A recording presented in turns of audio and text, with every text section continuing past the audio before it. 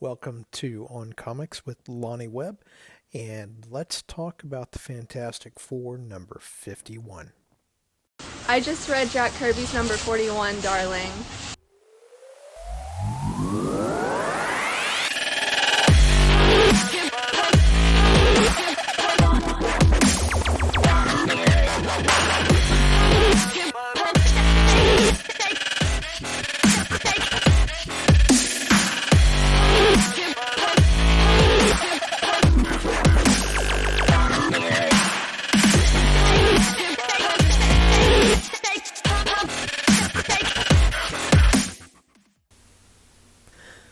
Let's talk about the Fantastic Four, and I am, of course, the Lonnie Webb, who will be talking about, of course, comics.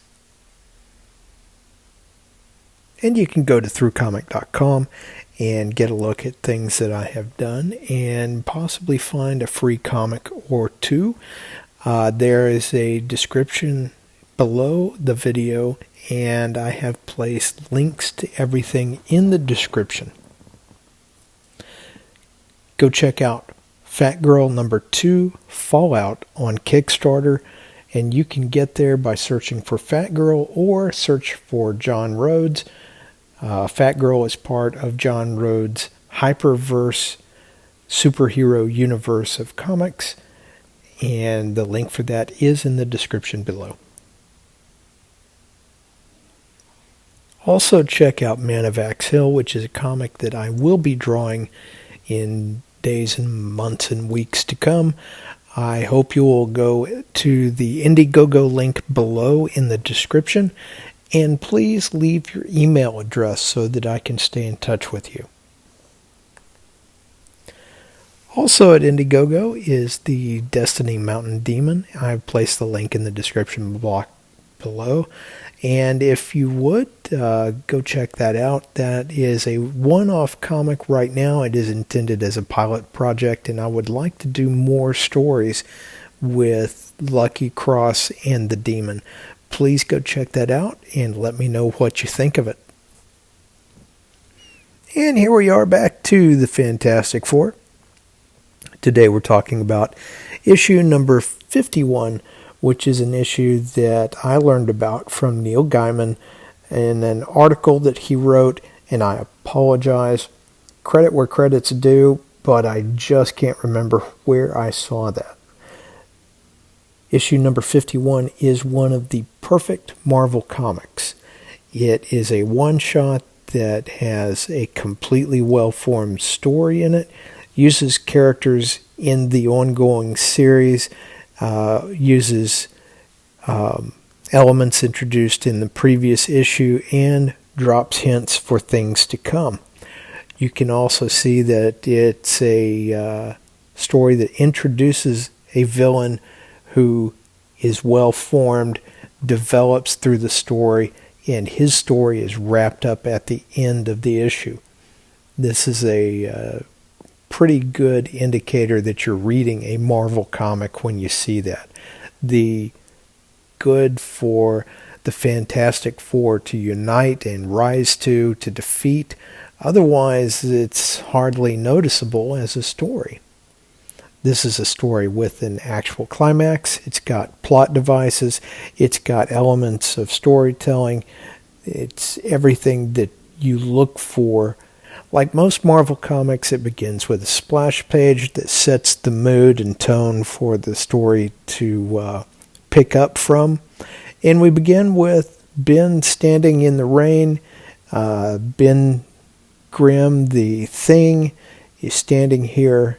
He is completely rock for skin, and he's just down in the dumps because his girlfriend, the blind Alicia, has dumped him yet again, which is a reoccurring problem even to this day.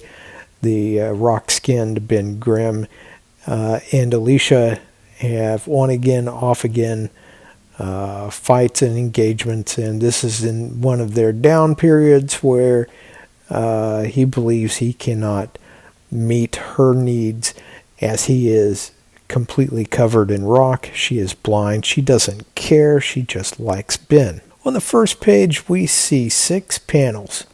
And the beginning pattern here is one that you'll see on every page in this issue. Ben, he's walking across the street. He's down in the dumps. The cops check on him.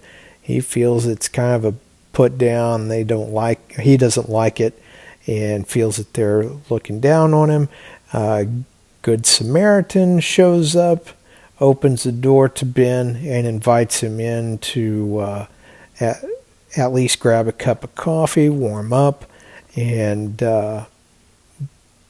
Ben is laying out his troubles to the Good Samaritan, as well as to us, the readers, and we can see more of how he has gone from walking outside to being just ducking in an alcove to slumping over on his elbow as he and the Good Samaritan begin talking.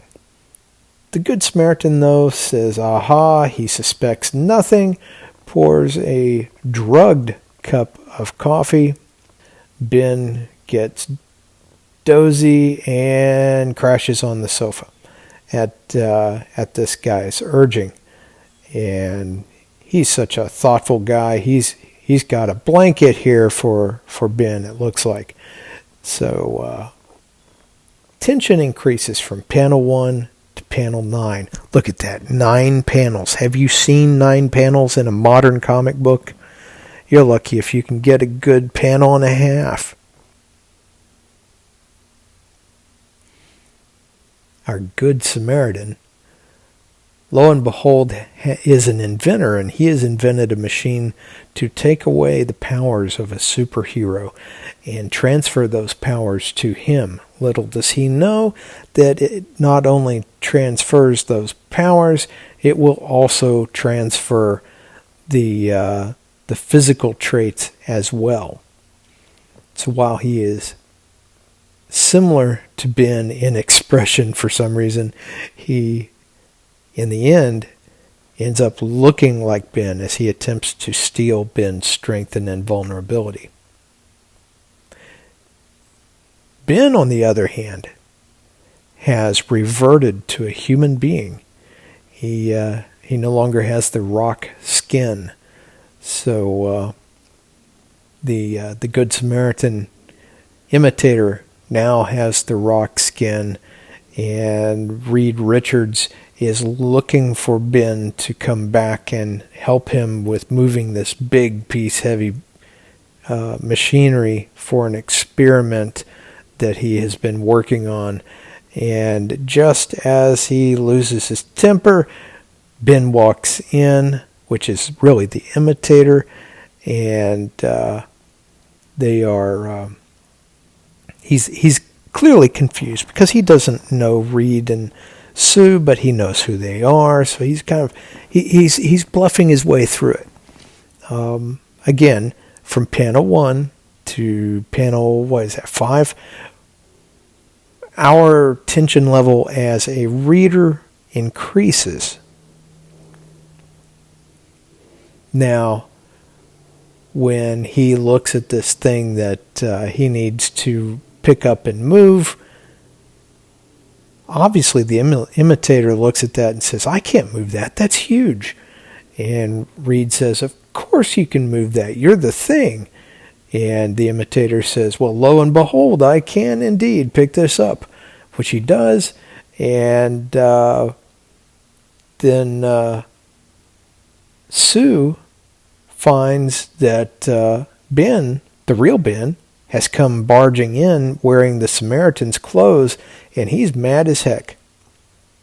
He's yelling at the imitator. He wants to know what the story is. What did the imitator do to me? I want this straightened out. I want you to tell me what you did. And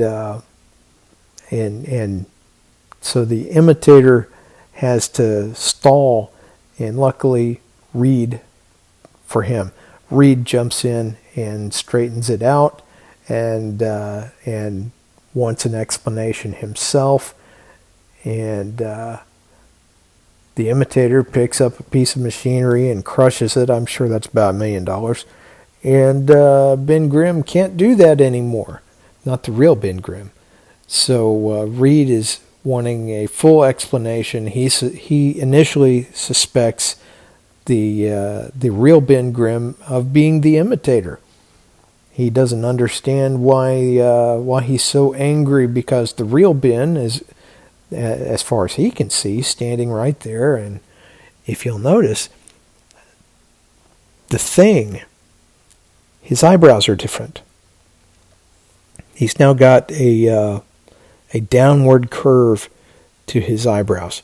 And I think that's a hint that Jack Kirby is giving us, showing us this is the guy who is imitating Ben. The real Ben storms off, and the imitator Ben wants to leave too, because he's down in the dumps, of course. Everybody's down in the dumps at this point. Reed, however, has got a time limitation. He has got to work quickly to get his experiment operating. He suits up, pushes the button, and tells the imitator Ben all he has to do is hang on to a cable while he operates this machine, and that cable will keep him from being hurled into space. So at this point, again, we're left with an initial panel, and the tension is going to increase art-wise here. We've got one of Kirby's machines that is all elbows and begins and ends who knows where. The tension is increased by the posture of the characters at the bottom. Imitation Ben is standing there in an aggressive stance or a confused stance, as is Sue. And Reed, of course, is very nonchalant, as he is attached to the cable that will save his life should anything go wrong. All he needs is for Ben to hang on to that cable. If he should let go for any reason, Reed will die on the other side of the portal that he's creating with this gigantic machine that points outward and inward and everywhere else. Meanwhile, at the malt shop, Johnny Storm is hanging out, showing off for his friends, such as lighting his thumb on fire. And the jock in the next booth starts to pick a fight with him, and that's getting them both hot under the collar, as it were. And we're going to see again, panel 1 to panel 6. Tension rises as the page goes on. Someone's going to have to step in and cool them both down, which, of course, that happens in the form of Wyatt Wingfoot. Now, that might be a familiar name to regular readers of Marvel Comics. I won't give it away. Go read this era of Marvel Comics, and I think you'll see why. Campus coach happens to be there, steps in, and cools everybody down. Tells the crowd to break it up, and then Reed is walking into the portal that is hurling him across realities. He floats over a rainbow bridge, it looks like, and passes through different realities. He passes over, I feel like I should know what that symbol is in panel 3, but I don't recognize it. He's probably feeling a little bit terrified by the time he gets to panel 4, though, because things stop looking entertaining and start looking a little bit dangerous. Says I am finally approaching my goal. I'm at the very edge of subspace. I have no idea what subspace is at this point in the Marvel chronology. I think that meaning gets some manipulation. And here we are with some fantastic artwork by Jack Kirby, although I confess I think that a lot of that is rub-off templates that have been used but it's a beautiful arrangement. Reminds me of things I've seen elsewhere. Reed drops onto the asteroids of another reality. He sees what looks like a collision between elements positive and negative, which is causing matter annihilation. And of course, that means sooner or later, Reed is going to hit the edge of subspace, and being positive matter, he will be killed in matter annihilation as well. He's trying to get Ben to pull him back through the portal. Again, you see the panel 1 to panel 6. Things are getting more urgent. The cable breaks. Imitation Ben dives to try to catch that cable, and he is determined to save Reed Richards just as the real thing would. He grabs the cable as it slips through the portal, and he refuses to let go because he's doing what the real Ben would do to save his friend. And Reed is thankful, but both of them are going to die now. There's nothing that will save them from the exploding matter annihilation that is ahead of them. So while he wishes that Ben had stayed behind, he shakes his hand and thanks him nonetheless. They are friends, and they will face this. And lo and behold, the imitator lifts Reed up and hurls him toward the portal, resigned to the fate that he will sit on this one asteroid and glide into the matter annihilation in certain death. A Fantastic Four member would do. Back on our Earth, the real Ben has his skin. He's going to go and visit Alicia, feeling that he can restore their relationship now that they have now that he has skin like her instead of rock for an exterior. He's very pleased with that. The death of the imitator triggers his skin to revert back to rock, and poor Ben, he is just utterly confused at this, but he knows that he has to clear off before Alicia gets to the door, and he doesn't want her to confront him in his rock form. So the thing takes off back at the Baxter building. Reed Richards is hurled through the portal in the care of Sue Richards, who rips off his helmet. Poor Reed now thinks that the real Ben is dead, and I'm sure the two are just tremendously broken up as Reed acknowledges that he owes Ben, the Thing, his life. And here we are, the climax of the comic. We have Reed Richards utterly busted up as he faces the death of his friend, and in walks the real Ben. Quickly, they exchange information, realize this is the real Ben.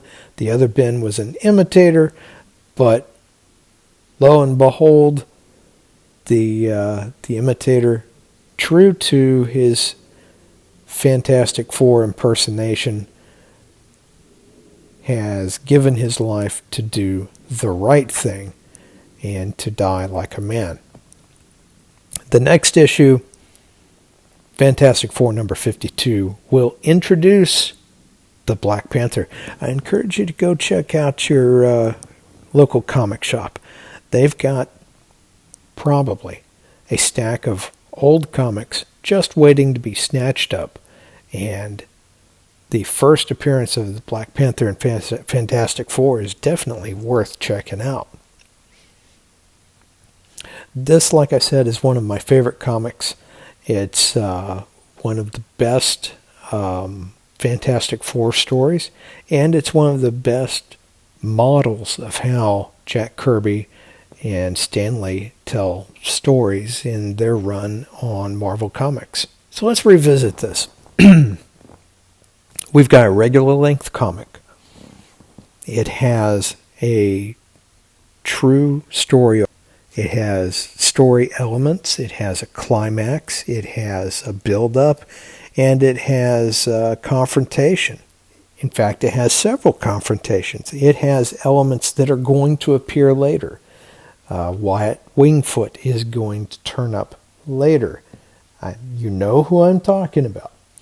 Alicia has already been introduced, so she comes from the past, and we already know who she is. We already know the trajectory of the relationship with Ben and Alicia, and we've seen contributions from all the members of the Fantastic Four, but the story's really about the villain. Stan Lee wrote the villain first.